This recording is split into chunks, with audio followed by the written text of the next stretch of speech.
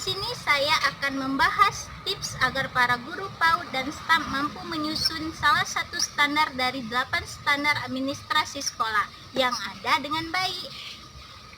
Administrasi sekolah adalah suatu proses keseluruhan kegiatan yang berupa merencanakan, mengatur, melaksanakan, mengendalikan semua urusan sekolah untuk mencapai tujuan pendidikan dan pengajaran di sekolah. Administrasi sekolah berfungsi 1. Memberikan arah dalam penyelenggaraan pendidikan. 2. Memberikan umpan balik bagi perbaikan proses dan hasil pendidikan di sekolah. 3. Meningkatkan mutu penyelenggaraan administrasi sekolah. 4. Menunjang ketercapaiannya tujuan atau program sekolah secara efektif dan efisien. Nah, di sini ada standar PAUD. Standar PAUD merupakan satuan yang tidak terpisahkan dalam pengelolaan dan penyelenggaraan pendidikan anak usia dini dan menjadi acuan dalam pengembangan, implementasi, dan evaluasi kurikulum PAUD. Standar PAUD berfungsi sebagai dasar dalam merencanakan, pelaksanaan, pengawasan, dan tindak lanjut pendidikan dalam rangka mewujudkan PAUD bermutu, acuan setiap satuan dan program PAUD untuk mewujudkan tujuan pendidikan nasional dan dasar penjaminan mutu PAUD.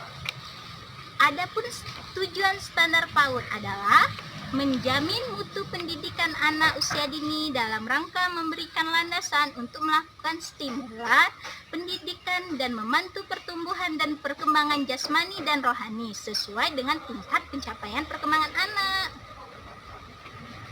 dan juga mengoptimalkan perkembangan anak secara holistik dan integral, dan mempersiapkan pembentukan sikap, pengetahuan, dan keterampilan anak.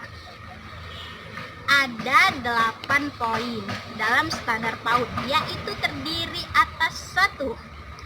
Standar tingkat penyampaian perkembangan anak. 2.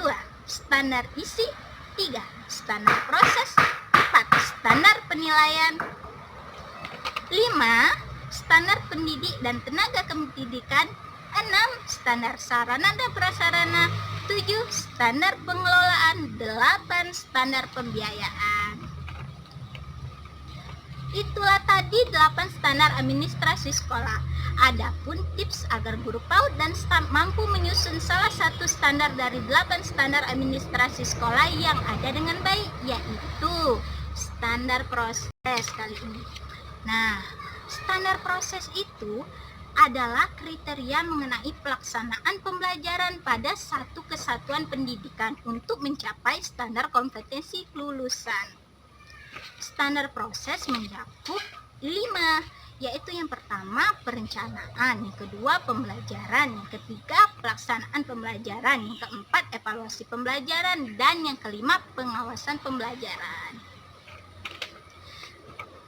Yang pertama itu perencanaan pembelajaran dilakukan dengan pendekatan dan model pembelajaran yang sesuai dengan kebutuhan, karakteristik anak, dan budaya lokal yang meliputi program semester atau prosen, rencana pelaksanaan pembelajaran harian atau RPPH.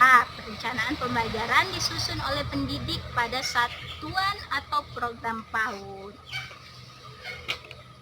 Yang kedua, pelaksanaan pembelajaran dilakukan melalui bermain secara interaktif, inspiratif, menyenangkan, konseptual, dan terpusat pada anak untuk berpartisipasi aktif serta memberikan keleluasaan bagi prakarsa, kreativitas, dan kemandirian sesuai dengan bakat, minat, dan perkembangan fisik serta psikologi anak.